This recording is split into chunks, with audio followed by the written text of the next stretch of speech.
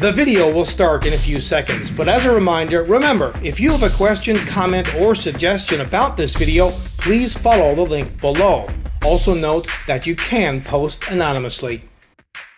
Hello again, I'm Rodney Reynolds and welcome to another video review. Today I'm looking at the Nexus Prominent R Case. Not a bad looking case box, although they do not have any pictures of the product on it, but they do list some features and specifications about it, and there are a couple of holes, one on either side, which will come in handy if you are picking this up in store or you are a courier. Your typical case packaging material, styrofoam on either end, and the case itself is in a plastic bag. They also have protective plastic on the top and the front. They include this accessory box, and in it there are a couple of cable tie downs as well as thumb screws and screws for installing the serial ATA drives, motherboard standoffs, and so on. A very nice looking mid-tower case. You've got mesh all along the top as well at the front.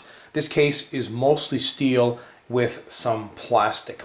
At the top, you can install an optional two 120mm or two 140mm fans, or you can mix it up if you want to. And thus, you should be able to fit a decent sized radiator at the top if you want to do water cooling or some kind of advanced liquid cooler. Also at the top is a serial ATA dock where you can install a 2.5-inch drive or a 3.5-inch drive. They just slide into place. Also, here's the power button, reset button. You've got a couple of activity LEDs, one for power, the other hard drive activity.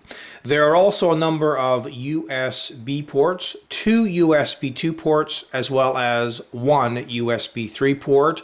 As well, there's an external serial ATA or eSATA port, and a headphone jack and microphone jack. There are four 5.25-inch drive bays, and one doubles as a 3.5-inch drive bay. Note that the drive bay covers are mesh. They also have dust filters in them. Again, there's lots of mesh here at the front, so plenty of ventilation. Also, they include one 120mm intake fan, and by the way, there is a large dust filter in here, but it's not too easy to remove, although the front panel is, so all you need to do is take this off and clean it, and that's fine. You can have a closer look at the included 120mm fan. You can also install an optional 120mm fan if you want to. Both side panels are plain, so there are no windows, ventilation, or fans, and the reason for this is there's acoustic material on the inside.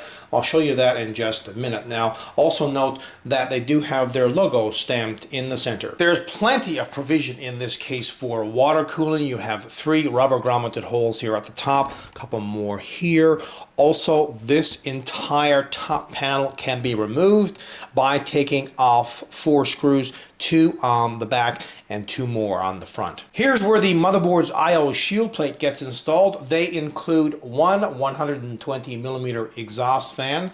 There are 8 ventilated expansion slots, extra ventilation, and at the bottom is where a standard ATX power supply gets installed. As well, they include 4 thumb screws, 2 on each side panel. And this is the acoustic dampening material, and it's on both side panels. This case fits standard ATX and micro ATX form factor motherboards, and as you can see, there is a fair amount of room to work on the inside, although the motherboard tray is not removable, but they do include a large hole on the motherboard tray for the cooler's retention plate, and this is an enormous time saver. There are also lots of rubber grommeted holes for routing cables through. They also have punch outs so you can manage the cables on the back of the motherboard tray, and there is a fair amount of room behind the motherboard tray and the right side panel for doing that. This case has a toolless design for installing drives in the 5.25-inch drive bays, as well as drives in the 3.5-inch drive bays. To install a 5.25-inch drive, you'll first need to slide this lever back and then flip this up, slide the drive in, flip it down, and then slide this forward to lock it into place. You can install up to 6 3.5-inch or 6 2.5-inch drives. To do so, just slide this out, insert the 3.5-inch drive. This is a toolless operation, and then slide it back in. If you want to install a 2.5-inch drive, you'll have to use the included 4 screws mounted to this and slide it right back into place. Note that there are 2 removable drive cages, 3 drives per cage, and to take the cage out, all you need to do is remove 4 screws and simply slide it right out. It's a little stiff, so you might have to wiggle it. There are rubber rests at the bottom for the power supply to lodge on. They also include a Velcro tie down for the power supply. There's also foam right here at the back where the power supply gets installed, and this is to cut down on vibrations. And they include a fan connector. You can attach up to 6 3-pin fans to this. As well, you can install an optional 140mm or 120mm fan at the bottom. Note that they also have a toolless design on the expansion slots. Now, video card length and power supply length will vary. It depends whether you have the hard drive cage or cages installed or a fan installed at the bottom, but you can have a video card that is up to around 29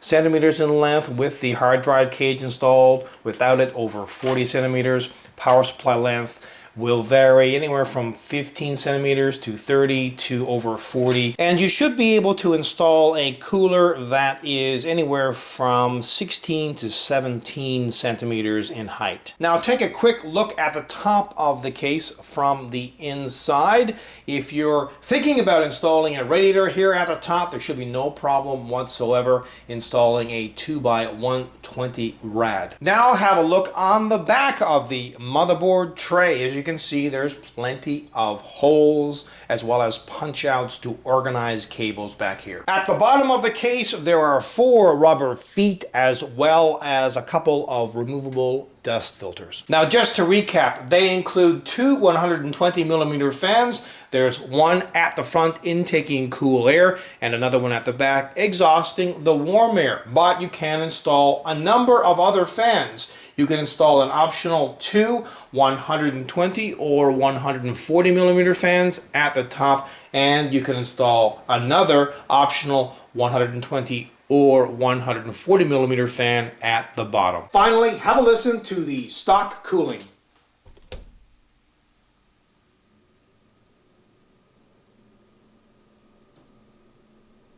This is a really nice looking case that has plenty of features.